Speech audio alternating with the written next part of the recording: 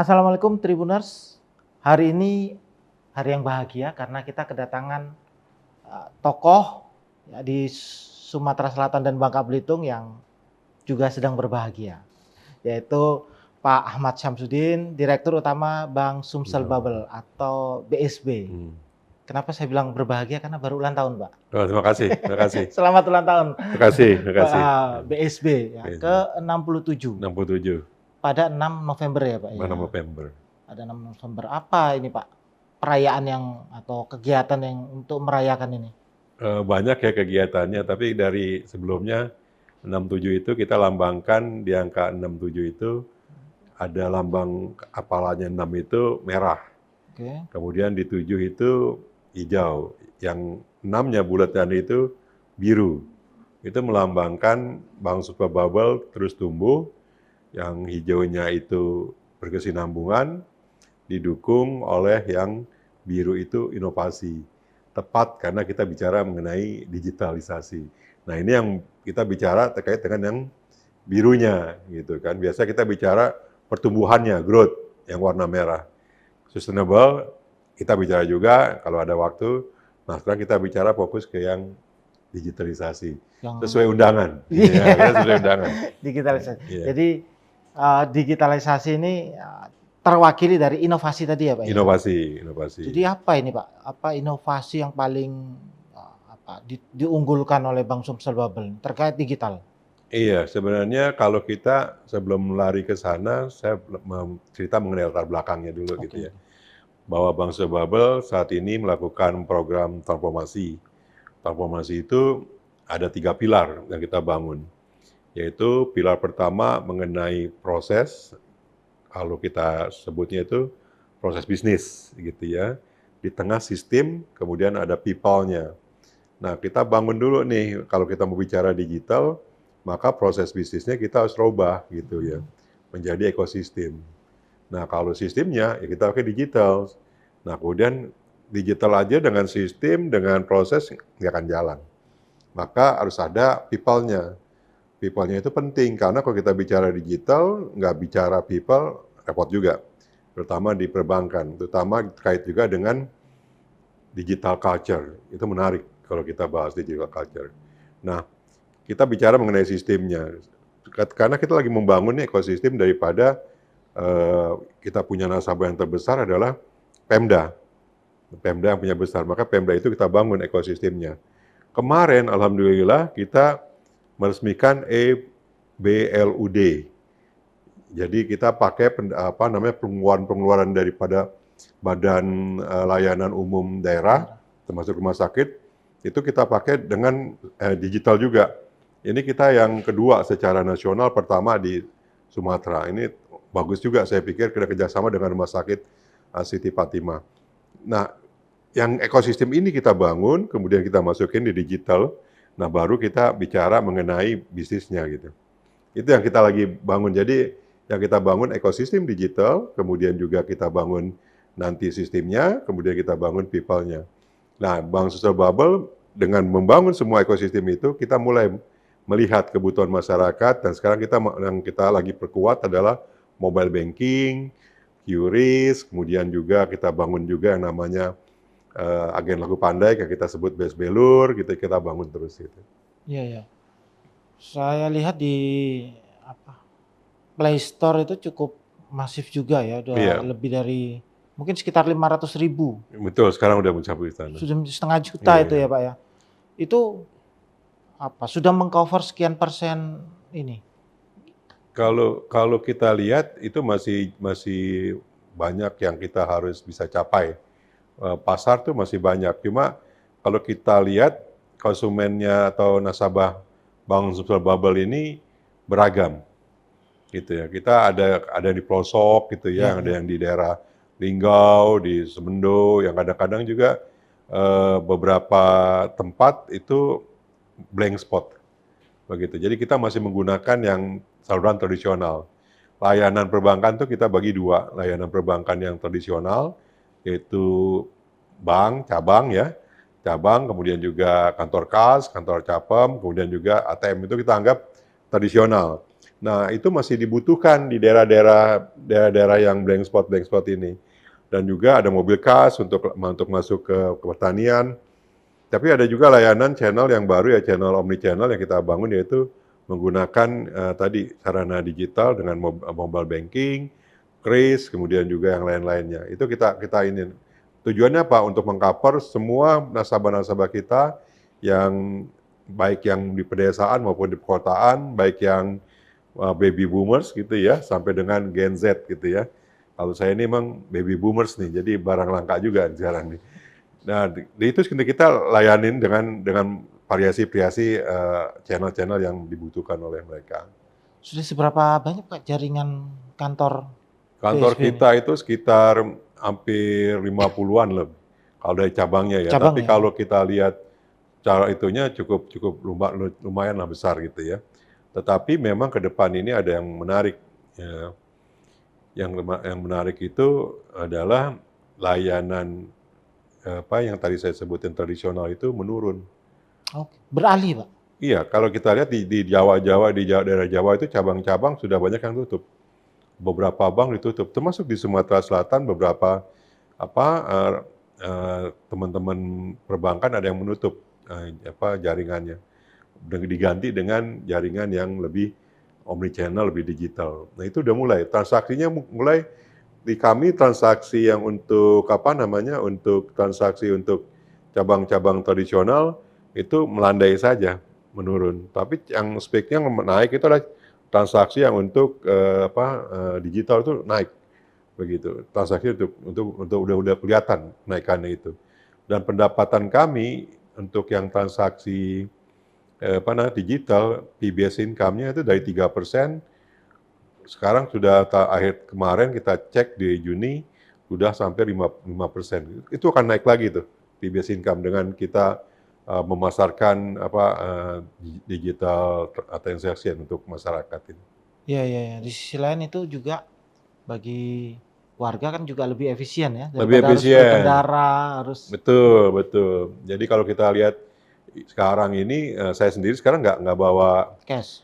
cash, cuma bawa ini saja, bawa apa namanya, bawa gadget aja. Karena memang kita harus mulai ini kan transaksi-transaksi di pasar pun sudah pakai kris, digital, macam-macam udah mulai tuh. Begitu kita sudah lupain yang namanya uang cash gitu ya. Makanya disebut sekarang cashless gitu. Nah, kita mulai masuk ke sana. Dan itu yang kita harus pasarin terus, literasi kita jalanin terus, dan edukasi kita jalanin terus gitu ke masyarakat. Saya cukup sering melihat ya di pedagang-pedagang itu Hmm, ada kris ya. BSB gitu ya. Hmm. Mungkin sampai di pasar-pasar juga. Sampai pasar-pasar.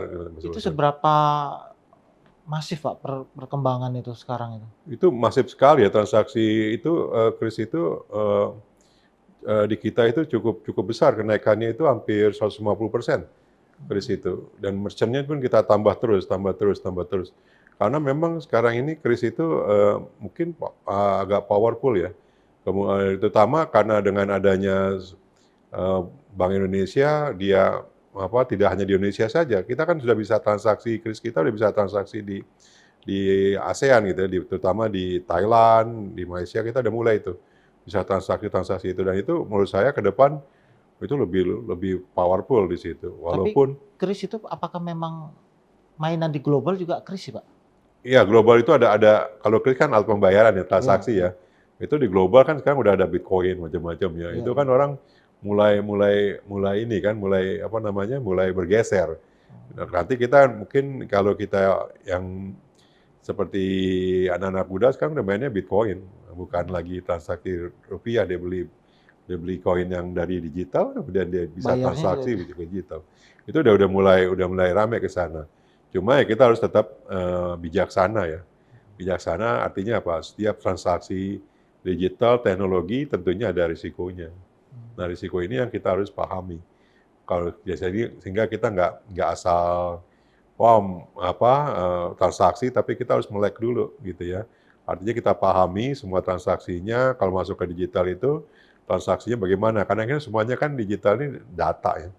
Nah data kita harus kita pelihara gitu. iya, iya, iya. sempat dalam diskusi sebelumnya ya, BSB juga concern soal keamanan itu ya, Iya, Pak iya ya. betul betul betul. Apa Pak yang bisa dijelaskan ke nasabah soal keamanan ini? Kita nggak khawatir nih pakai mobile banking, takut ada phishing lah dan sebagainya gitu. Iya.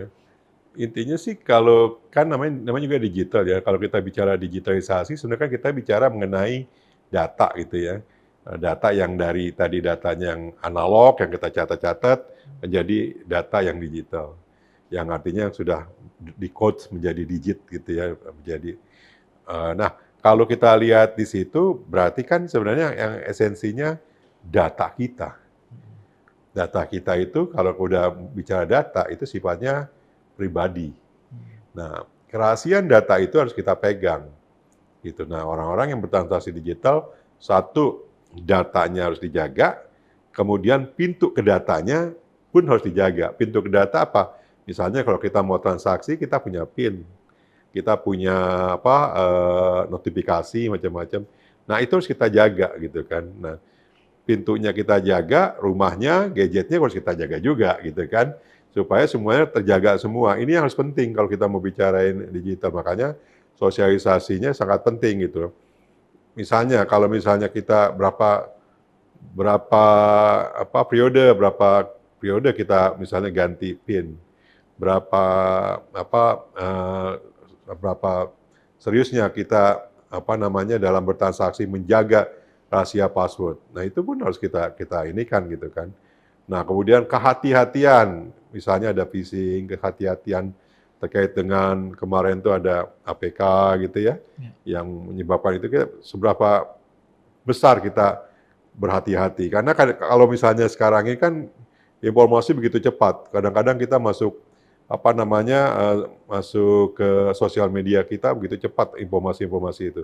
Nah, beberapa kekuatan kita berapa aware kita menjaga semua informasi-informasi yang tadinya yang sampah gitu masuk ke area kita, jangan coba-coba semua sampah kita buka gitu.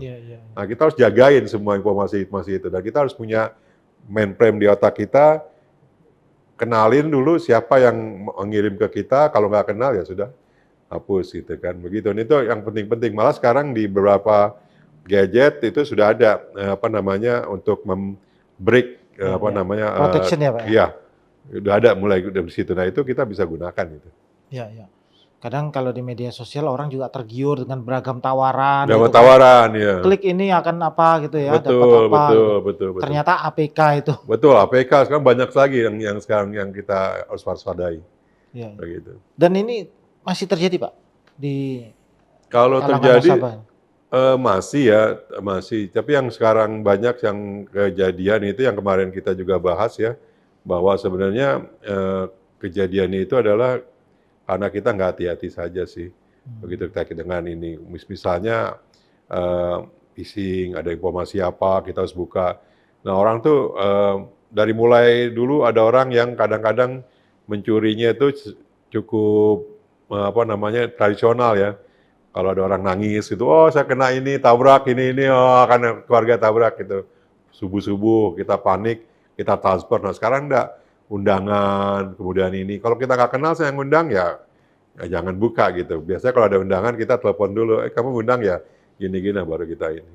Iya. Nah, begitu yang perlu adalah kita kehati-hatian. Gitu. Hati-hatian ya, mengetahui pola-pola modus itu biasanya jebakan-jebakan itu. Jebakan-jebakan karena itu, wah, selamat Anda mendapat hadiah, tolong masukkan ininya. Atau kadang-kadang kita ditelepon, Pak ada ini transaksi yang mencurigakan, mohon Bapak sampaikan ke kami untuk mencegahnya dengan memberikan nomor password bawah PIN Bapak. Nah, itu udah nggak mungkin, Bang nggak akan pernah nanyain mengenai PIN macam-macam.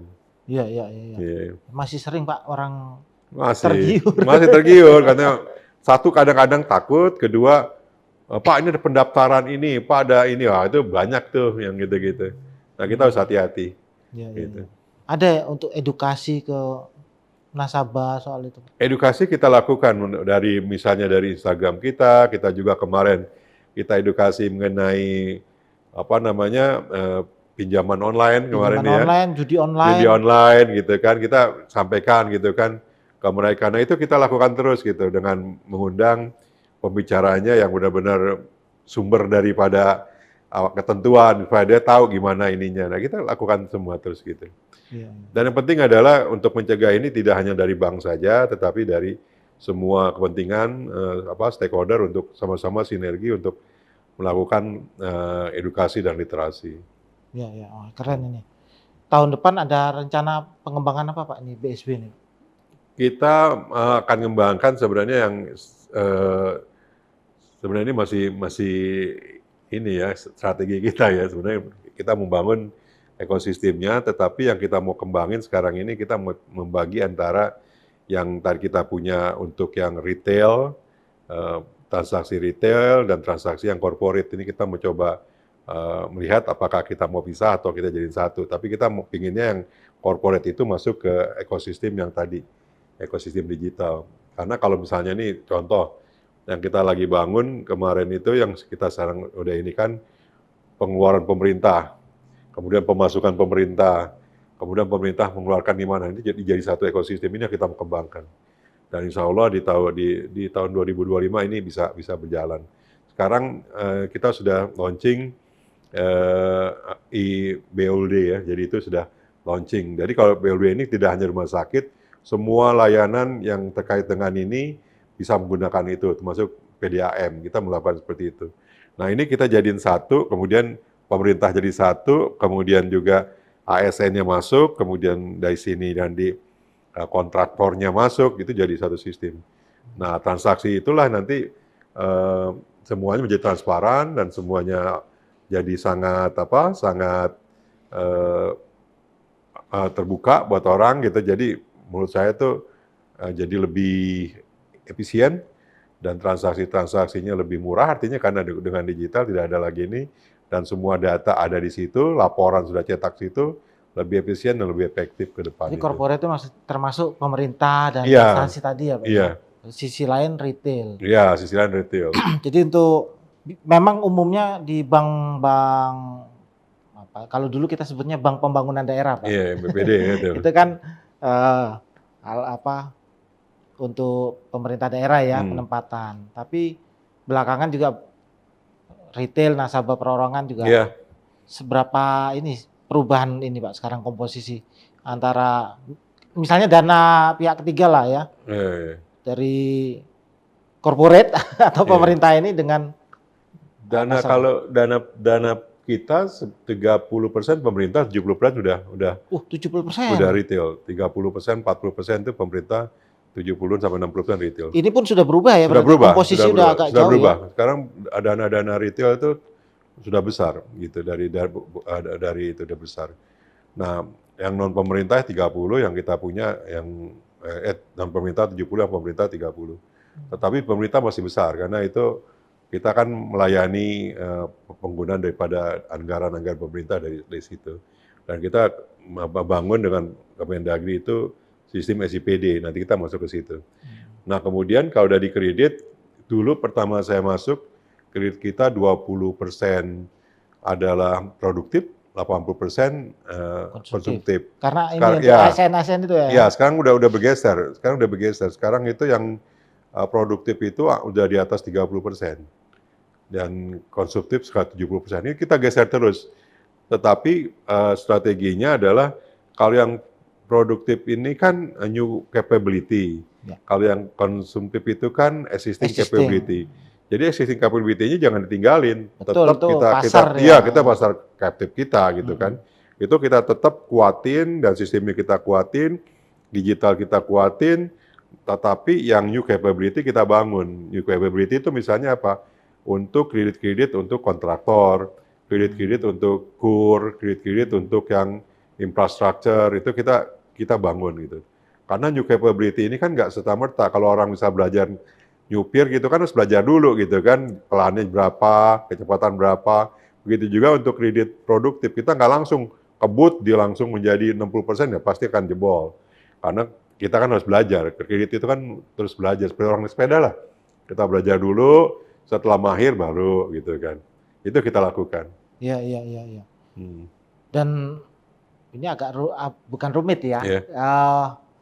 Potensinya besar karena 2 provinsi nih Pak yang Iya, 2 provinsi. di di provinsi lain kan mungkin ada 1 Iya, gitu iya. ya. Jadi marketnya itu ada 2 ini. Iya.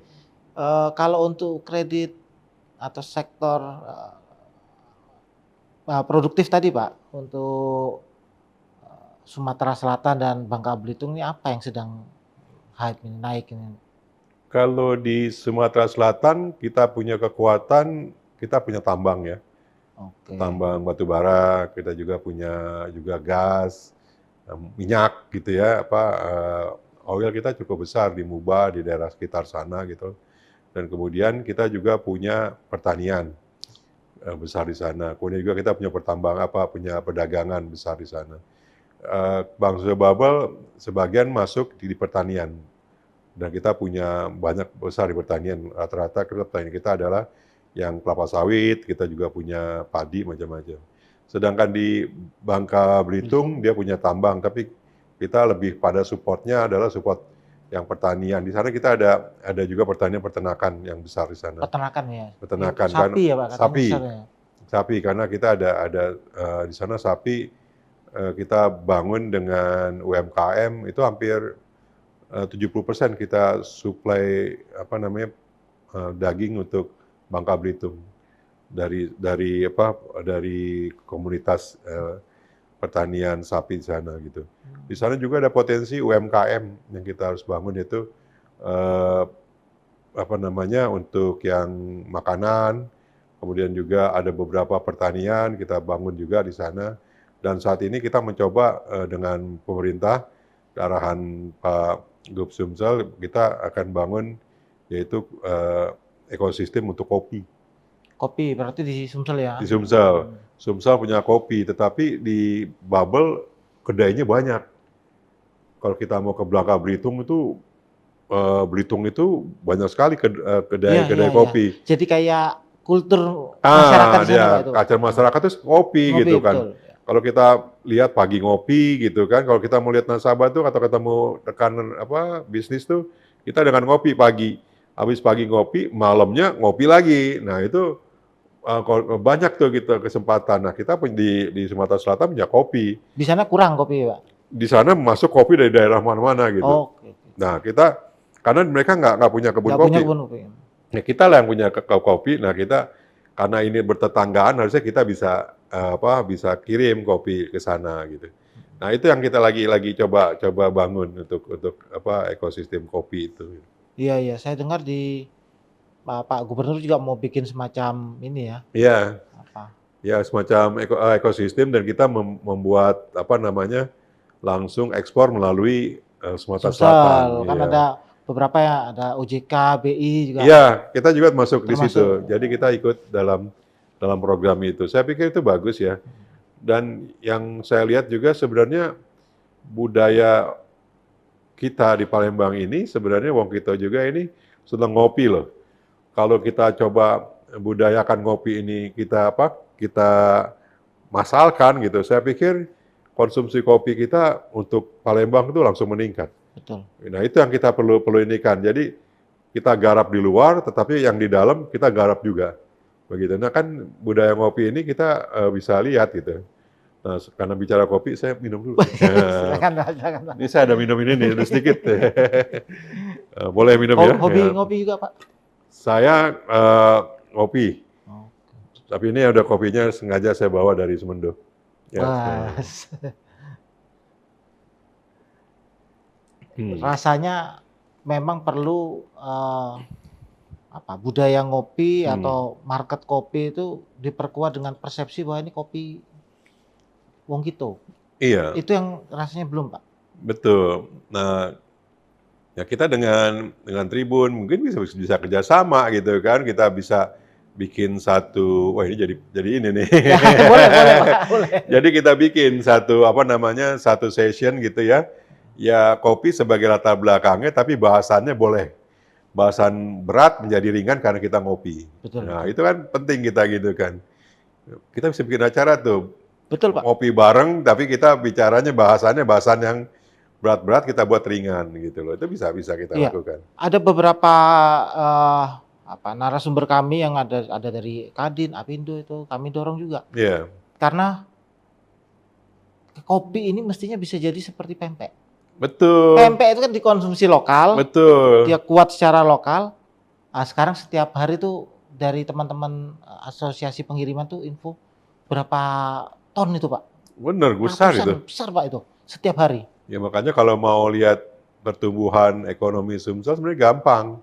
Lihat di bandara, kalau kita masuk pesawat masih ada wangi cuko, masih jalan kita punya ekonomi. Iya, iya, iya. Coba lihat aja kalau kita lihat itu pesawat lagi masukin barang gitu. Wah, itu kan bingkisan-bingkisan kotak-kotak kan gitu ya. Iya, iya, Nanti iya. pas diturun pada dorong, wah pempek gitu loh. Betul, betul. Nah, yang belum kita adalah pas dia masuk kopi.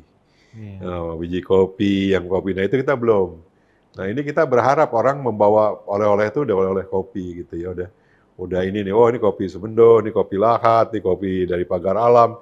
Nah, ini kita harus mulai gitu loh. Iya, iya. Nah, itu yang sebenarnya bisa kita bangun gitu. Betul, makanya saya sepakat tadi ada usulan Pak Gubernur itu ya, kita mau bikin semacam apa ya, task Iya, force iya, atau iya, apa iya. itu ya untuk kopi, Betul. terutama kopi Sumsel kan. Jadi Iya. di berbagai komunitas pembahasan itu kita membahas kopi Sumsel. Betul, itu Harusnya yang begitu, Pak. penting gitu. Iya. Penting. Dan walaupun nggak bahas kopi, tetapi ada fasilitasnya dengan ngopi gitu. Itu Betul. bagus juga. Kan menurut saya. kalau pempek kan mau acara apapun, Oh iya, ya Pak. mau kawinan, mau Iya, apa, rapat. yang pempek jalan Iya. gitu kan. Nah, sekarang gimana kalau kita bikin juga pempek sampingnya kopi? Nah, bisa juga. Sepakat itu Pak. Kita Iya. dukung BSB untuk itu. Siap. Iya, ini bahas soal ekonomi Sumsel tadi kita. Saya ingin tahu seberapa optimisnya Pak Syam ini melihat 2025, mungkin berkaca dari 2024 ini, terutama untuk Sumatera Selatan ini. Kalau kita lihat ekonomi, sebenarnya potensinya besar. Kita punya batu bara juga cukup besar. Harga batu bara ya walaupun dia fluktuasi tapi cenderungnya naik. Kita punya minyak cukup besar gitu ya. Dan kita punya pertanian itu cukup besar juga. Di Bangka juga kita punya. Walaupun Bangka saat ini ada masalah dengan governance timah gitu ya. Tetapi sebenarnya kalau kita bisa kita bangun ini bersama-sama, sebenarnya kita bisa juga dampaknya ke kita. Contohnya begini, kalau kita lihat kan sebenarnya kalau lihat dari minyak gitu kan, minyak kita punya, tetapi yang larinya nggak masuk ke anggaran kita, langsung ke kita, tapi langsung dibawa di pusat gitu kan. Sebenarnya kalau kita alirkan ke sini ke daerah, mungkin dia akan tumbuh daerahnya gitu ya. Termasuk juga yang saya lihat kemarin kita lagi bahas dengan atas arahan Pak Gubernur, kita lagi kerjasama dengan salah satu BUMD untuk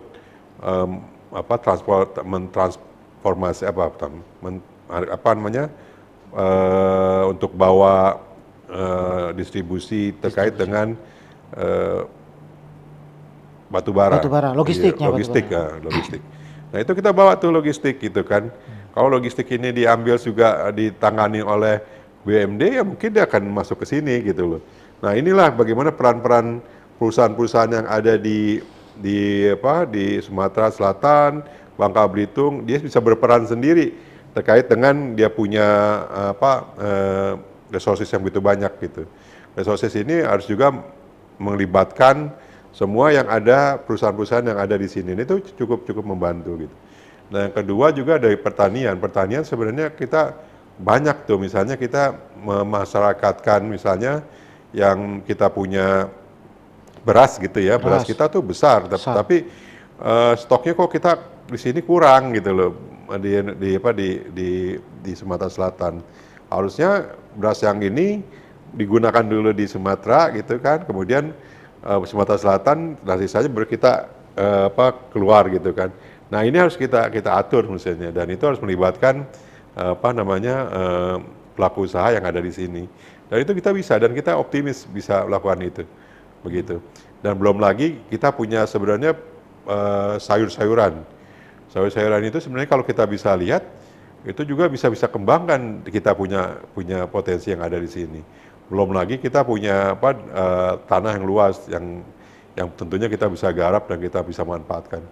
Itu banyak sekali yang kita bisa lakukan sebenarnya. Ya, ya. Dan potensinya sebenarnya ini tahun-tahun ini didukung juga dengan ini Pak, transportasi, Iya. jalan tol yang Nah, semakin jalan tol itu sebenarnya sangat-sangat menolong gitu, kalau misalnya ke Lampung kita deket, ke Jakarta jadi deket gitu kan. Yang tadinya kita, waduh, ke Jakarta lewat darat itu udah, wah, kapan sampainya gitu kan. Sekarang kita bisa lihat 6 jam, 7 jam udah ada di Jakarta. Jadi kita bisa ini kan gitu loh. Nah, yang sekarang kita lakukan, apalagi nanti kalau sampai Jambi ya gitu. betul, Jambi lalu yang ke arah Bengkulu Pak. Nah, iya, nah inilah kita harus manfaatin transportasi ini untuk kekuatan ekonomi kita begitu.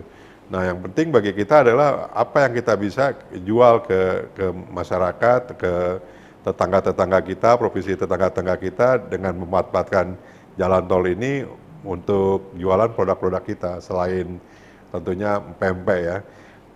Ada juga yang memang ada yang saya pikirkan juga, sebenarnya bisa juga tuh kalau misalnya kita punya produk raw material, tetapi kita olah menjadi material yang itu kita bisa jual. Itu juga ada potensinya, value added Itu produk. isu Pak di Sumsel itu value added value. Iya, Karena contoh kopi kan iya, added value-nya bukan di sini, di betul, tetangga gitu. betul. Kan misal kopi kita jual, oh di sininya adalah jual dalam bentuk butiran biji gitu ya. Nah, nanti ke depan itu harusnya sudah bentuk apa lagi, bentuk makanan, bentuk apa lagi, kan itu bisa ini kan. Dan itu kopi bisa luar biasa loh ininya, apa namanya, dampaknya gitu ya. Eh, Selain tadi juga ada yang memang dibutuhkan, beras dibutuhkan, kemudian juga kita juga punya sawit juga yang besar, kemudian juga kita punya karet, dan juga kita banyak hal yang kita bisa ini kan bangun gitu ya, dari eh, kekayaan alam di Sumatera Selatan itu. Cuma butuh apa ya?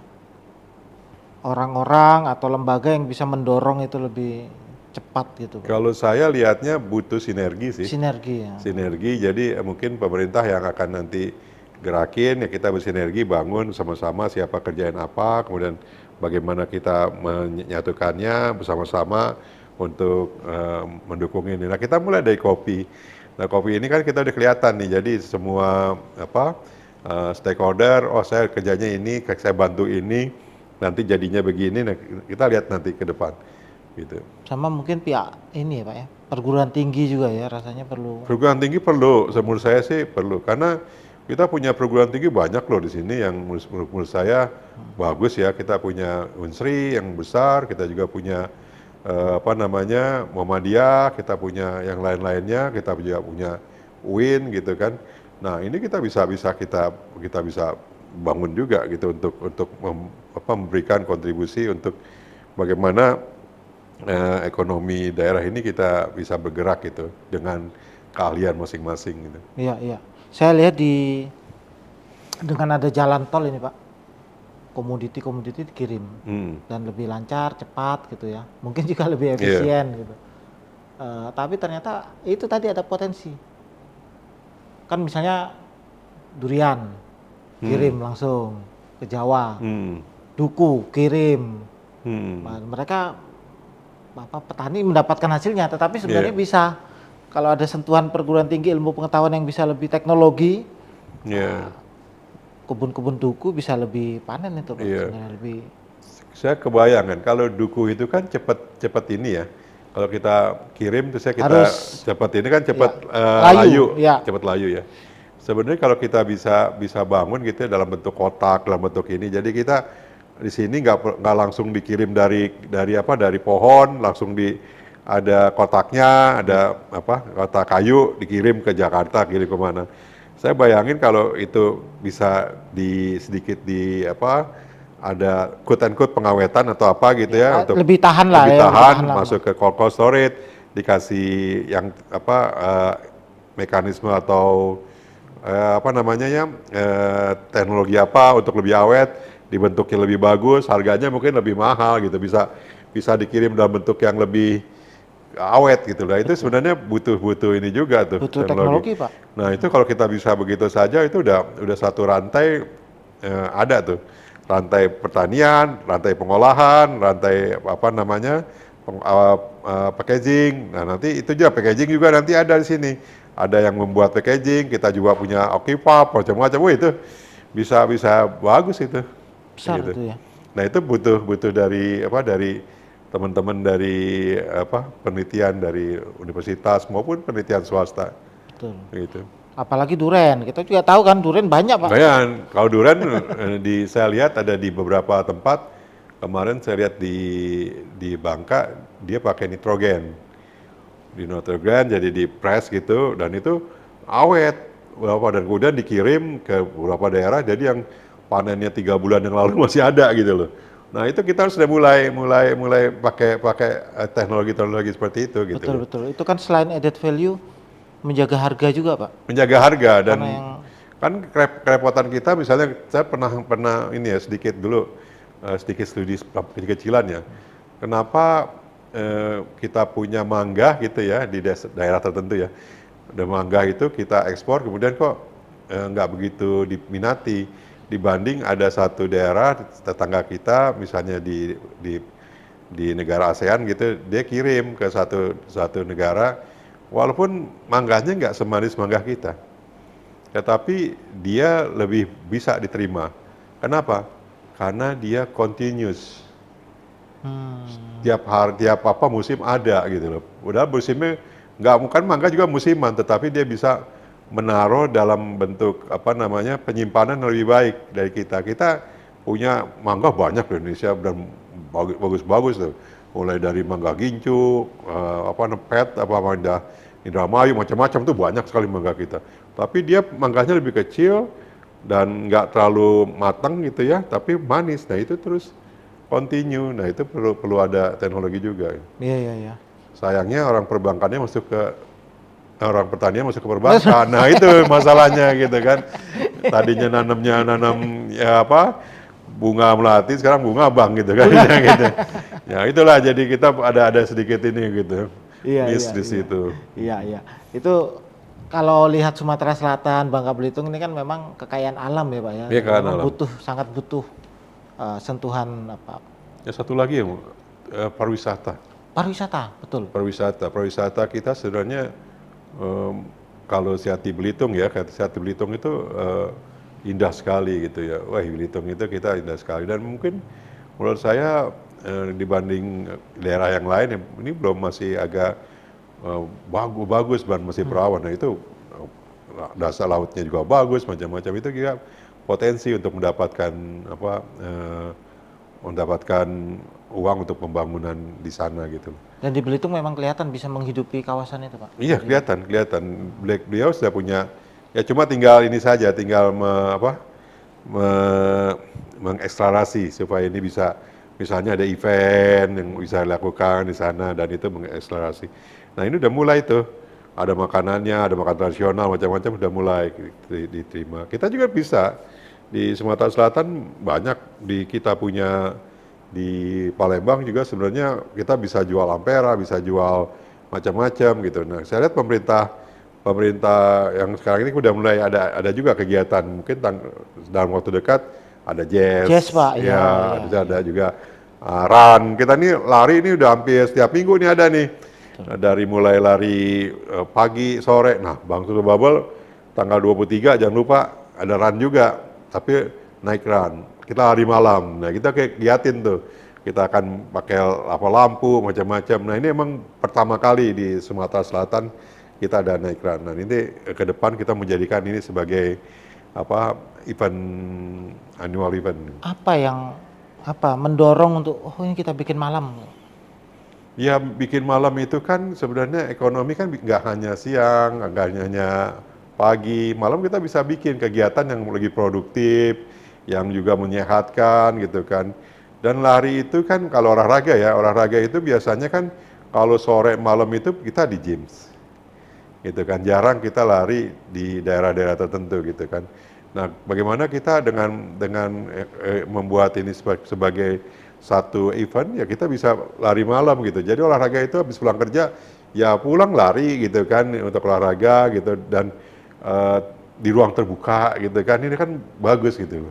Ini mudah-mudahan menginspirasi teman-teman yang lain, Pak. Amin, amin. Karena saya rasa ini kok Pak sehati ya, pemerintah kota juga membuat event malam. Iya. Ya, dalam beberapa diskusi kami usulkan ini ekonomi Palembang ini tidak berhenti di jam 6 sore. Betul, betul. Ya kan? Betul. Dan persoalan yang lain keamanan akan mengikuti kalau event. Betul, betul. Memang harus ada yang memulai, Pak, itu, Pak. Iya. Ya kan? Mudah-mudahan setelah BSB ini bikin malam, itu di Jakabaring ya, Pak? Jakabaring. Jakabaring, Jakabaring. Nah, itu kan kalau ada apa keramaian ya, pelari, ekonomi ya. Ekonomi jalan. Jalan. Betul. Mungkin malam orang masih bisa ke resto, beli pempek dan sebagainya Iya. itu kan. Nah, sekarang kita lihat aja. Ini saya mengamati ya. Saya kalau waktu tahun berapa saya ke Palembang memimpin Bang Subabel itu saya dari kasta lewat dari apa? Dari jembatan Ampera ke Jakabaring itu saya lihat kiri kanan itu. Kiri kanan itu sekarang sudah mulai banyak sekali resto. Betul. Wah makanan enak-enak tuh udah mulai banyak tuh situ tuh. Yang mau seneng apa seneng sambal sudah ada tuh situ tuh. Banyak di situ. Dan itu kan sesuatu yang menurut saya bagus. Jadi memang kita harus coba meramaikan satu daerah supaya ekonominya menjalan gitu kan. Kita bisa lihat dulu saya kalau mau makan tuh saya agak jauh di mana gitu, harus nyebrang lagi. Tapi sekarang kita bisa makan di sekitar di sekitaran daerah apa Ampera, Jakabaring ya. situ udah menurut saya udah luar biasa gitu. Nah ini kita inikan terus kita lakukan. Dan kita jaga kondusif, keamanan macam-macam kita harus lakukan, kebersihan macam-macam kita harus lakukan.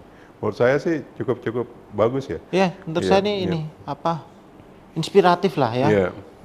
Kalau nanti pemerintah kota juga akhir bulan ini, Pak. Iya, iya. Pemerintah kota bikin jazz kan, Tanggal 30 ya? tanggal 30 itu Oke, jazz oke.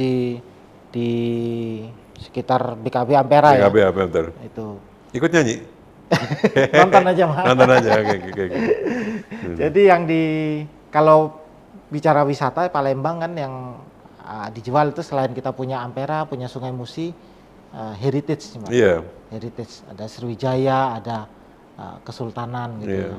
Karena orang Palembang bilang nggak ada wisata, oh, ternyata Iya. banyak Banyak. event ini ya sekarang banyak ya. event.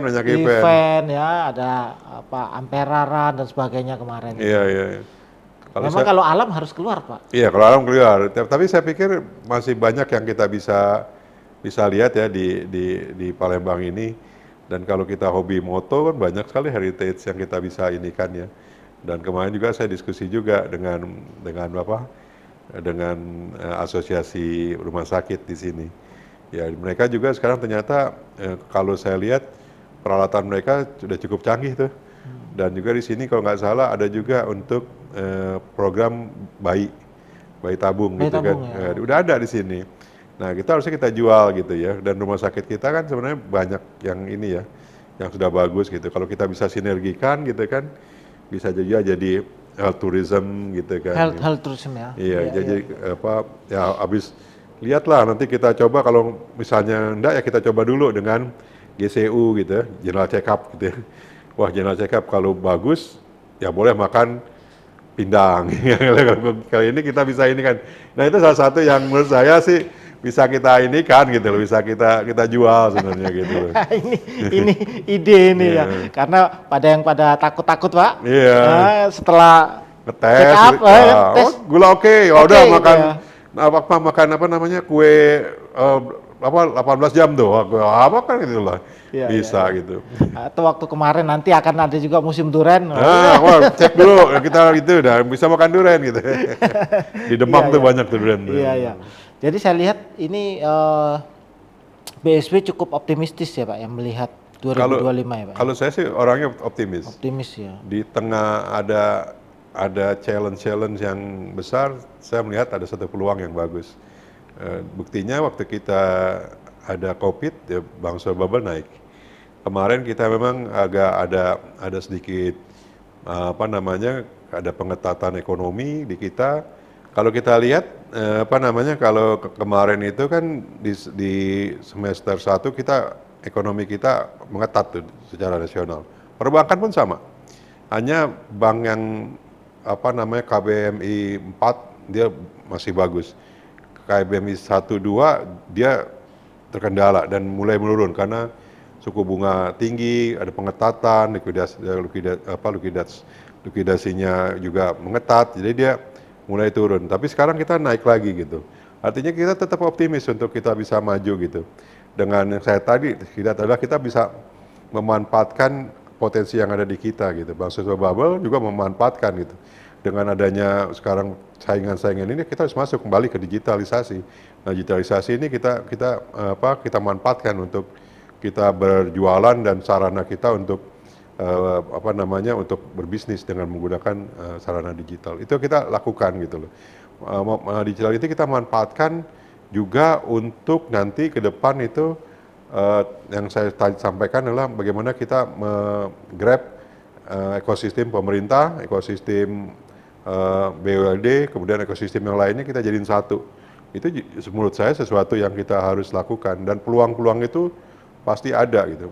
Buktinya yang saya sampaikan, pendapatan kita dari kredit mungkin stuck, tapi dari pendapatan fee-based income kita naik gitu kan. Nah, itu menurut saya sesuatu yang kita harus tetap syukuri dan kita melihat itu bagus gitu ya. Dan potensi UMKM kita itu luar biasa. Gitu. Kita punya contoh ya, kita punya asosiasi selain PMP ya. Kita punya asosiasi bakso, kita ada sekitar 2.000 tukang bakso. Dan kita ada sekian puluh miliar digelontorkan ke sana dan NPL-nya cukup bagus. Begitu. Sebenarnya potensinya banyak gitu.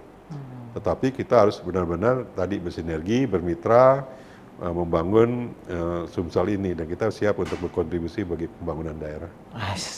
Mantap, keren ini. Ya Tribuners, tak terasa sudah di ujung obrolan kita. Mudah-mudahan ini Pak Samsudin bukan yang terakhir. Siap. Kita masih bisa ngobrol lagi untuk ngopi nanti kita ngobrol. Ngopi-ngopi lagi ya kita. Ya Tribuners, demikian obrolan kita dengan Direktur Utama Bank Sumsel Bubble. Saya Yudi Tirsano, pemimpin redaksi Tribun Sumsel dan Sriwijaya Pos. Salam Tribun.